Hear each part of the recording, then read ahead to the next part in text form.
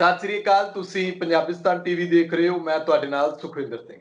ਮੇਰੇ ਨਾਲ ਜੀਓਪੋਲਿਟਿਕਸ ਕਿਤਾਬ ਦੇ ਆਥਰ ਨਵਨੀਤ ਚਤੁਰਵੇਦੀ ਮੌਜੂਦ ਹੈ। ਪੱਛਮੀ ਬੰਗਾਲ ਦੇ ਵਿੱਚ ਨਤੀਜੇ ਆ ਚੁੱਕੇ ਨੇ, ਪਰ ਜਿਸ ਤਰ੍ਹਾਂ ਦੀ ਬੀਜੇਪੀ ਉਮੀਦ ਜਤਾ ਰਹੀ ਸੀ ਉਸ ਤਰ੍ਹਾਂ ਦੇ ਨਤੀਜੇ ਨਹੀਂ ਆਏ। ਹਾਲਾਂਕਿ ਭਾਵੇਂ ਹੁਣ ਬੀਜੇਪੀ ਕਹਿ ਦੇਵੇ ਕਿ ਅਸੀਂ ਜਿਸ ਤਰੀਕੇ ਦੇ ਨਾਲ ਅਸੀਂ ਆਪਣਾ ਵੋਟ ਪਰਸੈਂਟ ਦੇ ਵਿੱਚ ਵਾਧਾ ਕੀਤਾ ਜਾਂ ਸੀਟਾਂ ਦੇ ਵਿੱਚ ਵਾਧਾ ਕੀਤਾ, ਉਹ ਇੱਕ ਦਿਲਾਸਾ ਦੇਣ ਵਾਲੀ ਗੱਲ ਹੈ। ਇਸ ਦੇ ਪਿੱਛੇ ਪੋਲਿਟਿਕਸ ਕਿਸ ਤਰ੍ਹਾਂ ਕੰਮ ਕੀਤੀ ਹੈ, ਕਿਉਂਕਿ ਪ੍ਰਸ਼ਾਂਤ ਕਿਸ਼ੋਰ ਨੇ ਹੁਣ ਕਹਿ ਦਿੱਤਾ ਕਿ ਮੈਂ ਅੱਗੋਂ ਚੋਣਾਂ ਨਹੀਂ ਲੜਨ, ਕਿਸੇ ਵੀ ਚੋਣਾਂ ਦੀ ਸਟ੍ਰੈਟਜੀ ਤਿਆਰ ਨਹੀਂ ਕਰਨੀ, ਸੰਨਿਆਸ ਲੈ ਲਿਆ। ਬੜੀ ਹੈਰਾਨਗੀ ਹੁੰਦੀ ਹੈ ਇਸ ਗੱਲ ਨੂੰ ਲੈ ਕੇ ਕਿ ਹਾਲੇ ਤਾਂ ਸਿਰਫ ਕੁਝ ਕੁ ਚੋਣਾਂ ਦੇ ਵਿੱਚ ਪ੍ਰਸ਼ਾਂਤ ਕਿਸ਼ੋਰ ਨੂੰ ਅਜਮਾਇਆ ਗਿਆ ਤੇ ਕਾਫੀ ਹੱਦ ਤੱਕ ਜਿੱਤ ਵੀ ਹਾਸਲ ਹੋਈ, ਪਰ ਇਹ ਸਾਰਾ ਕੁਝ ਇੱਕਦਮ ਛੱਡ ਦੇਣਾ, ਇਸ ਤਰ੍ਹਾਂ ਐਲਾਨ ਕਰ ਦੇਣਾ, ਇਹ ਸਭ ਕੁਝ ਸਮਝਣਾ ਪੈਣਾ ਕਿ ਆਖਿਰਕਾਰ ਸਿਆਸਤ ਜਿਹੜੀ, ਜਿਵੇਂ ਨਵਨੀਤ ਚਤੁਰਵੇਦੀ ਜੀਓਪੋਲਿਟਿਕਸ ਦੀ ਗੱਲ ਕਰਦੇ ਨੇ, ਕੋਸ਼ਿਸ਼ ਕਰਾਂਗੇ कि ਇਹਨਾਂ ਦੀਆਂ ਗੱਲਾਂ ਦੇ ਨਾਲ ਨਾਲ ਅਸੀਂ ਸਵਾਲਾਂ ਦੇ ਜਵਾਬ ਲਈਏ। नवनीत जी, आपका स्वागत है पंजाबिस्तान टीवी पे। शुक्रिया। शुक्रिया। नवनीत जी, सबसे पहले आपका प्रतिक्रम क्या है पश्चिमी बंगाल में जो इलेक्शन के रिजल्ट आए हैं, बीजेपी और आरएसएस जो मेन था कि वो वहां पे जाके एक बहुत बड़ी टक्कर दे रहे हैं, आप क्या समझते हैं इस इलेक्शन के रिजल्ट को? देखिए, पिछले एक साल से लगातार बीजेपी बहुत ही हाई कैंपेन कर रही है बंगाल में। हालांकि बंगाल में बीजेपी की एक्टिविटीज सिंस 2016 काफी ज्यादा एग्रेसिव है, लेकिन पिछले एक साल में बहुत ज्यादा तेजी हुई है। 2019 के लोकसभा चुनाव में बीजेपी को वहां अच्छी लीड मिली और उन्होंने पार्लियामेंट में अच्छी सीटें जीती वहां पे। तो वो अपने आप में एक काफी बड़ा एक मैसेज था, ये कहने के लिए कि भाई भाजपा का बंगाल के अंदर अकाउंट ओपन हो गया है और उन्होंने इतनी बड़ी सीटें वहां पे बंगाल में हासिल की हैं। उसके बाद से लगातार एक साल से भाजपा के लोग जो हैं वो बंगाल में बहुत ज्यादा डोमिनेंट हैं, बहुत ही वो एग्रेसिव प्रचार कर रहे थे। और इस तरह से हिंदी बेसिकली नॉर्थ इंडिया की जो हिंदी बेल्ट है, हिंदी बेल्ट के अंदर इस तरह से प्रचार किया जा रहा था कि बस एक बंगाल के अंदर विकास होना बाकी है, बंगाल के हिंदुओं का मतलब कल्याण होना बाकी है, बाकी तो सब जगह के हिंदुओं को उनका अधिकार मिल गया, बंगाल के हिंदुओं को अधिकार मिलना बाकी है। तो एक साल से बहुत ही उनका एक हाई एग्रेशन लेवल पे उनका प्रचार चल रहा था। और भाजपा के लोग किस तरह से प्रचार करते हैं, कैसी उनकी एक अफवाह की मशीन होती है, कैसे वो प्रोपेगेंडा करते हैं, ये सब किसी को बताने की, समझाने की जरूरत नहीं है। तो पिछले साल से जब ये लोग बंगाल के अंदर बहुत ही हाई एग्रेसिव प्रचार कर रहे थे, तो एक बहुत ही लॉजिकल मैं आपको एक पॉइंट बताता हूँ। आप लोग पंजाब में हैं, तो पंजाब का जो मेजोरिटी ऑफ पीपल्स हैं वो आप लोग पंजाबी चैनल्स देखते हैं। आप लोग पंजाब में से ऐसे कितने लोग हैं जो हिंदी की चैनल्स देखते हैं, जिन्हें केवल नेशनल मीडिया की कोई खबर देखनी होगी या कुछ और चीजें देखनी होंगी, वो कभी कभार हिंदी चैनल्स के ऊपर आते होंगे, बाकी वो अपना मीडिया के लिए वो अपने पंजाबी न्यूज चैनल्स को देखते हैं। जब से हमारे जो टेलीविजन के अंदर में जो डिश टू डायरेक्ट वाले जो स्कीम्स आई हैं, तो जब से इन्होंने ये स्कीम लागू की है कि भाई एक आदमी अपने घर में उन्हीं चैनल को सब्सक्राइब करेगा जो वो देखना चाहता है, और जो अनवांटेड चैनल है उन्हें ना देखे। तो मैंने थ्रू आउट द कंट्री मैंने बहुत ही वाइडली ट्रेवल किया है। तो जब मैं साउथ के अंदर जाता हूँ, तो वहाँ की होटल्स में जब जाता हूँ, तो वहाँ की होटल्स को क्या पता कि मैं कहाँ से आया हूँ और मुझे हिंदी चैनल्स देखना है। आप उनके जो होटल्स में जाओगे तो उनके होटल्स के रूम में जो टीवी लगा हुआ होगा, वहां पे साउथ का ही चैनल आएगा। आप केरल में जाओगे तो मलयाली चैनल आएंगे, आप आंध्रा में जाओगे तो तेलुगु की चैनल आएंगे, आप उड़ीसा में जाओगे तो उड़िया के चैनल आएंगे। जब आप किसी होटल वाले से रिक्वेस्ट करोगे कि नहीं भाई मैं दिल्ली से आया हूँ, मुझे हिंदी चैनल देखना है, तो आपकी रिक्वेस्ट के ऊपर वो 2 दिन के लिए, 4 दिन के लिए उस रूम के टीवी के ऊपर वो हिंदी चैनल का आपको एक्सेस देगा। तो यही चीज है, जब हम लोग दिल्ली में बैठ करके, जब मैं बंगाली का चैनल नहीं देखता, मैं उड़िया का चैनल नहीं देखता, मैं तेलुगु का चैनल नहीं देखता, तो बंगाल का आदमी बंगाली चैनल क्यों, बंगाल का आदमी हिंदी वाला चैनल क्यों देखेगा? यदि आप बंगाल की डेमोग्राफिक्स के ऊपर जाएं, तो कोलकाता का जो एरिया है, सिलीगुड़ी का जो एरिया है, और इस तरह से कुछ एक एरियाज हैं जहाँ पे कि नॉर्दर्न इंडिया से, स्पेशली राजस्थान से काफी ज्यादा लोग वहाँ पे अपने बिजनेस के लिए और जॉब के सिलसिले में वो लोग वेस्ट बंगाल में रह रहे हैं। ये जी लोग हिंदी चैनल देखेंगे, या जी कुछ लोग ऐसे हैं जो बिहार से और झारखंड से माइग्रेट होके वहां पे गए हैं, वो लोग हिंदी चैनल देखेंगे। बंगाली आदमी तो नहीं देखेगा ना हिंदी का चैनल। तो जो बिल्कुल हिंदी बिल्कुल। चैनल के ऊपर में और हिंदी की मीडिया के अंदर जो एक बहुत बड़ा भयंकर वाला प्रचार दिखाया जा रहा था, एक पूरी हिंदी की जो सोशल मीडिया है, ट्विटर है, फेसबुक है, उसके ऊपर भयंकर जो प्रचार दिखाया जा रहा था, वो प्रचार बंगाल की जनता के लिए नहीं था। वो प्रचार नॉर्दर्न इंडिया की जो हिंदी बेल्ट है, उन जी लोगों को अपने फेवर में मतलब बांधे रखने के लिए कि देखो हम्म, हम लोग बहुत ही एग्रेशन वाला प्रचार कर रहे हैं, हम लोग ये कर रहे हैं। तो हम्म, केवल वो अपना एक शक्ति परीक्षण कर रहे थे अपने हिंदी बेल्ट के जो उनके हम्म, वोटर्स हैं, उनको वो जी अपना शक्ति परीक्षण दिखा रहे थे। बंगाल के लोगों को उनसे कोई फर्क नहीं पड़ता था। हाँ, बंगाल बिल्कुल। के लोगों को दिखता था कि यहाँ पे बंगाल के अंदर जगह जगह से, बिहार से, यूपी से, झारखंड से, नियर बाई स्टेट से लोग बाग ट्रेन में भर के, बसों में भर के आ रहे हैं, रैलियां हो रही हैं। उन रैलियों के अंदर अब आप खुद देखिए कि जब हमारे देश के प्रधानमंत्री और गृह मंत्री दिन में 4-4 रैलियां कर रहे हैं, उन हम्म, रैलियों का मैनेजमेंट कैसे होता होगा? हर रैली में बैक टू बैक अरेंजमेंट, भीड़, क्राउड को लाना, ले जाना। बीच में मीडिया में खबरें भी आई थी कि इन्होंने पूरी की पूरी ट्रेन बुक कर करके ये लोग क्राउड लेके गए थे उन रैलियों के अंदर में। जी तो अब रैलियां करना और बूथ मैनेजमेंट करना, इलेक्शन कैंपेन करना, ये सब भाजपा के लिए बाएं हाथ का खेल है। हम्म, लेकिन इन सब से करके आप रेस्ट ऑफ द कंट्री, जो आपका हिंदी बेल्ट है, नॉर्दर्न इंडिया के जो आपको वोटर्स हैं, उनके अंदर आप एक मैसेज तो दे सकते हैं कि भाई आपका बहुत ही एग्रेसिव प्रचार चल रहा है, लेकिन जो उस एरिया के डोमिसाइल्स हैं, जो उस एरिया के वोटर्स हैं, वो आपको वोट क्यों देंगे? सबसे बड़ा सवाल ये आता है। अब आप ये बिल्कुल देखिए कि भाजपा के पास में कैडर तो था नहीं। उन्होंने टीएमसी से, कम्युनिस्ट से, कांग्रेस से सारे नेताओं को उन्होंने अपने यहाँ पे इम्पोर्ट किया। रातों रात इम्पोर्ट किए गए उन इम्पोर्टेड नेताओं को इन्होंने टिकट दी। तो भाजपा आज जो 75-80 सीटों पे जितने पर भी जीती है, तो अपने कैडर की वजह से नहीं जीती है। इन्होंने जो इधर उधर से जो नेता जो इम्पोर्ट किए हैं, उन बिल्कुल। नेताओं के दम पे जीती है।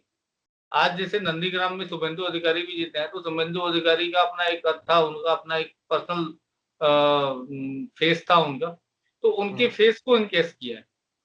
प्लस बिल्कुल बिल्कुल। मैनेजमेंट और बूथ मैनेजमेंट जो जो है वो अपनी जगह पे है उनका। दूसरा नवनीत जी, यहाँ बात जब रिजल्ट आ रहे थे, रिजल्ट के दौरान या उनके बाद भी एक चर्चा हो रही थी, नेशनल मीडिया के ऊपर भी मैं सुन रहा था, वो भी कह रहे थे बीजेपी वालों से या और दलों से वो सवाल पूछ रहे थे कि भाई अब कहाँ गया आपका राष्ट्रवाद, आपका हिंदू और मुस्लिम का जो आपने पत्ता काट खेल रहे थे वो कहाँ गया बंगाल में? बंगाल के लोगों ने इसे कैसे पहचाना इस चीज को? देखिए, जब भाजपा जब चुनाव लड़ती है तो वो जय श्री राम के नारे से चुनाव लड़ती है। हम्म, तो जय श्री राम बोलना गलत नहीं है, लेकिन जब आप जय श्री राम का नारा बोल करके यदि आप चुनाव लड़ते हैं और उस चुनाव को जब आप एक युद्ध की तरह से लड़ते हैं और जब आप वो युद्ध आप हार जाते हैं, तो सुखविंदर जी, बेइज्जती किसकी होती है? बेइज्जती आपकी नहीं हुई, आपने जय श्री राम की बेइज्जती की है आपने। जैसे मान लीजिए पुराने जमाने में आप सरदार लोग वाहेगुरु जी का खालसा, वाहेगुरु जी की फतह करके जब आप युद्ध करते थे और यदि आप युद्ध हार जाओ, तो किसकी इंसल्ट हो रही है? जो आपने अपने रिलीजियस प्रतीक, जो आपने अपने रिलीजियस सेंटिमेंट्स को आपने खड़ा किया, जय श्री राम को आपने खड़ा किया। जय श्री राम है, जय श्री राम को आप पूजा कीजिए, उनकी आराधना कीजिए, उनके लिए श्रद्धा रखिए, अपने मन में रखिए, अपने घर में रखिए। लेकिन उनके जय श्री राम के नारे को और भगवा झंडे को जब आप चुनाव मैदान में लेके आते हैं, आप जीत जाते हैं, वहां तक तो ठीक है, आप जीत गए। लेकिन अब बंगाल में हार गए तो इंसल्ट किसकी हुई? बेइज्जती किसकी हुई? जय श्री राम की हुई ना। तो एक तरह से ये मतलब मेरी नजर में ये बेअदबी का मामला है। अ, मतलब ये सरासर जो है ये रिलीजियस जो सेंटिमेंट्स हैं उनकी बेअदबी का मामला है। जब आप चुनाव लड़े तो किसी भी तरह के रिलीजियस सेंटिमेंट्स और रिलीजियस नारों के साथ में आप चुनाव नहीं लड़ सकते। हालांकि इलेक्शन कमीशन के इसके बारे में क्लियर ऑर्डर्स हैं कि जब आप चुनाव लड़ेंगे तो आप कोई भी जाति धर्म के नाम पे आप चुनाव नहीं लड़ सकते।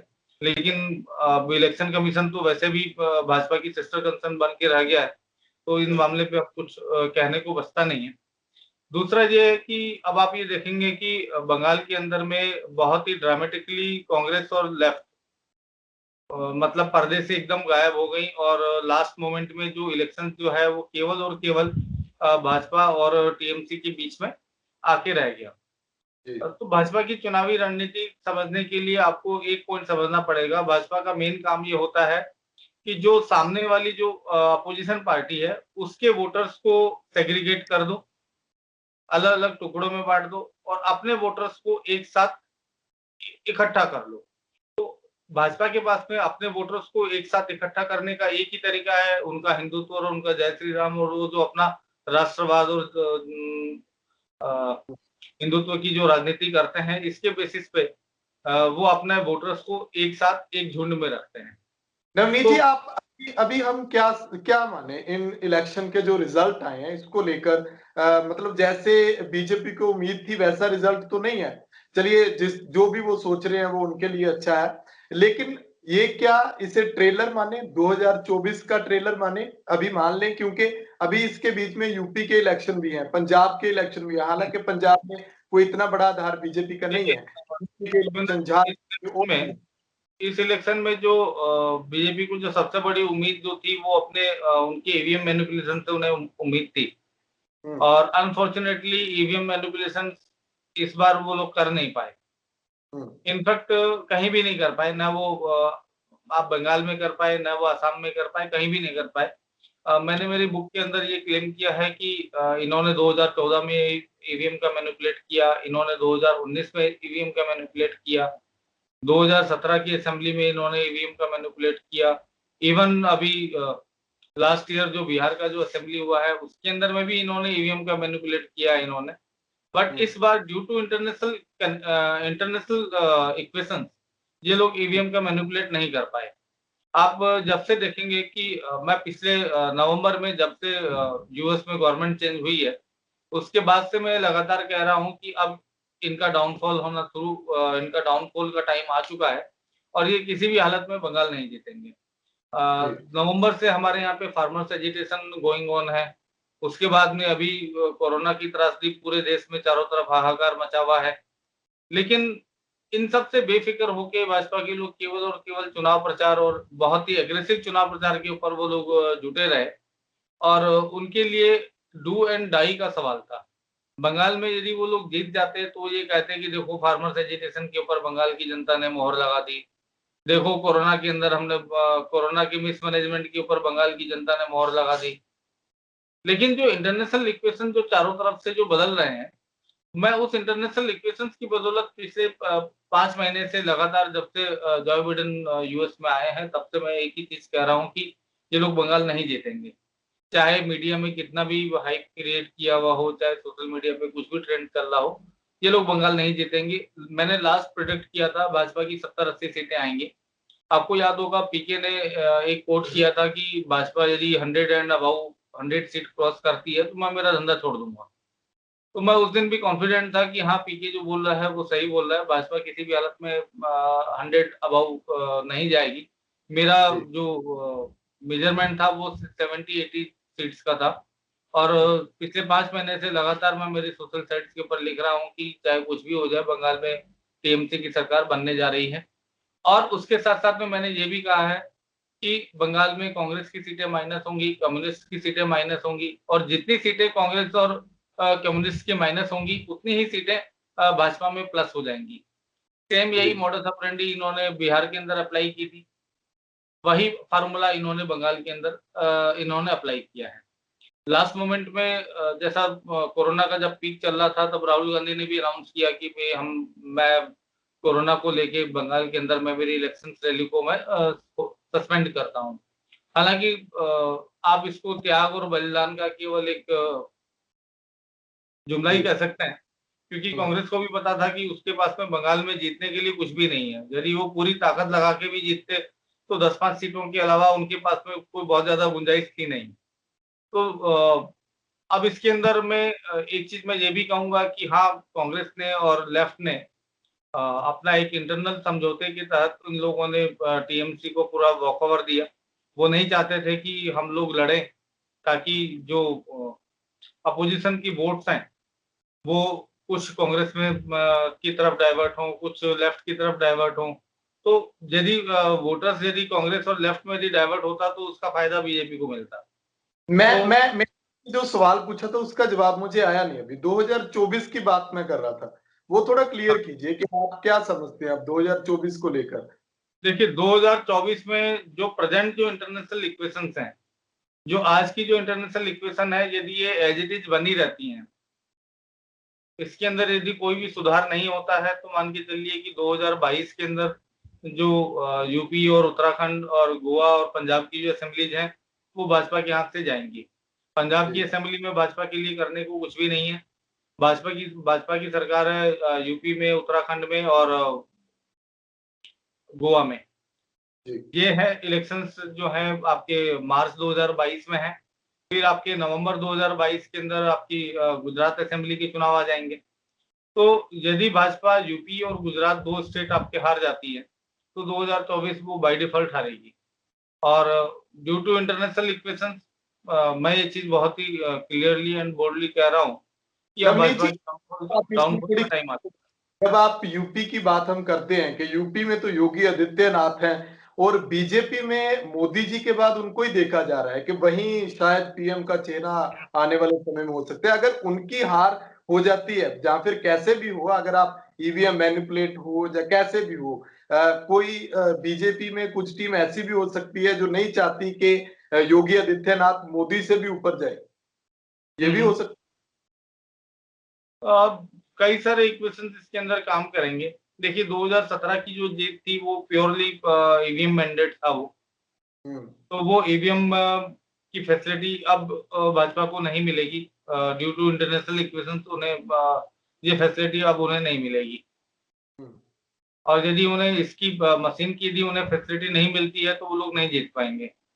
हम्म, ग्राउंड के ऊपर में पब्लिक के अंदर बहुत ज्यादा गुस्सा है, प्रशासन के लोगों में बहुत ज्यादा एजिटेशन है।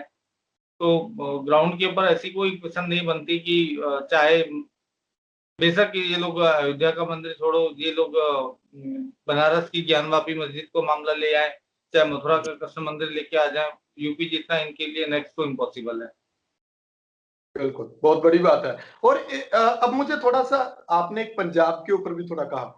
मैं चाहता हूँ कि आप थोड़ा पंजाब के ऊपर आप क्या ब्रीफ कर सकते हैं कि पंजाब और बंगाल के कल्चर को लेकर अगर वहाँ पे हम देखें तो लोगों में एक गुस्सा था, तो उन्होंने हम्म, अपना जो रिज़ल्ट दे दिया। अभी पंजाब के हम्म। इलेक्शन भी आने हैं। हर रोज़ पंजाब का नया सिनेरियो सामने आता है। पीके ने कहा और कि मैं आपको आगे स्ट्रैटेजी तैयार नहीं अ, करूँगा। तो आपसे क्या जब भी फ़िक्र में? जोगिंदर, जब जब हमारा देश गुलाम था, ब्रिटिश अंग्रेजों का गुलाम था, तो दो ही कौम ऐसी थी जो सबसे ज्यादा अंग्रेजों के खिलाफ लड़ रही थी। पहली पंजाबी थे, दूसरे बंगाली थे। हुँ, दोनों का रेशियो 49-51 का आप मान सकते हो, कोई कम होगा कोई ज्यादा होगा। बट हाँ, बंगाली और पंजाबी दो ऐसे थे जो कि हुँ, अंग्रेजों से लड़ने में सबसे ज्यादा आगे थे। तो इसी बहाने से यदि हम इनकी हिस्ट्री को उठा करके देखें, तो हिस्टोरिकल एंगल से भी बंगाल और पंजाब के लोग जो हैं वो अन्याय और जुल्म के खिलाफ में ज्यादा दिन तक चुप नहीं बैठ सकते। वो लोग हुँ, उसको उसका विरोध करते हैं। हुँ। तो यहाँ पे जो है मैं नहीं समझता कि भाजपा के लिए कोई आसान रास्ता होगा यहाँ पे। पंजाब के भाजपा अंदर तो वैसे भी तो इम्पॉसिबल है। में है, कांग्रेस की सरकार है कैप्टन अमरिंदर सिंह की। अगर वहां पे ऐसा हशर कांग्रेस का हो सकता है बंगाल में, तो यहाँ पंजाब में हम कैसा माने कि पंजाब में क्या होगा? क्योंकि इसमें यहाँ पे भी बहुत सारे वादे हैं, देखिए यहाँ पे भी, पंजाब की यहाँ पे पोजीशन अभी काफी अनसर्टेन है। जी, देखिए पंजाब की पोजीशन अभी काफी अनसर्टेन है। फार्मर्स यूनियन ने अपना फेस अभी तक क्लियर नहीं किया है कि उन्हें केवल आंदोलन ही करना है, या उन्हें अपनी कोई नई पार्टी बनाना है, या उन्हें किसी पार्टी को अपना समर्थन देना है। इस तरह का कोई भी क्लियर साइन अभी अभी तक नजर नहीं आया है। तो अभी इस तरह से पंजाब का मामला अभी अनसर्टेनिटी में है अभी। तो आने वाले कुछ दिनों में पंजाब का मामला जो है वो और थोड़ा सा क्लियर होगा। जी, जी, जी, जी। चलिए, उस पे भी बात करते रहेंगे हम। मेरा आखिरी सवाल अब ये है, तो क्या अब ममता बनर्जी को फेस बना लेना चाहिए पीएम का? सभी पार्टियों की तरफ से इधर-उधर ये से कोई ना डिपेंड करता है कोई। कि उनकी एक्सेप्टेबिलिटी अदर अपोजिशन की लीडर्स में है या नहीं है। और उनकी खुद की विलिंगनेस कितनी है कि वो नेशनल पॉलिटिक्स में आए। जी। और ये पश्चिमी बंगाल के नतीजे क्या आरएसएस के ऊपर भी इम्पैक्ट डालेंगे?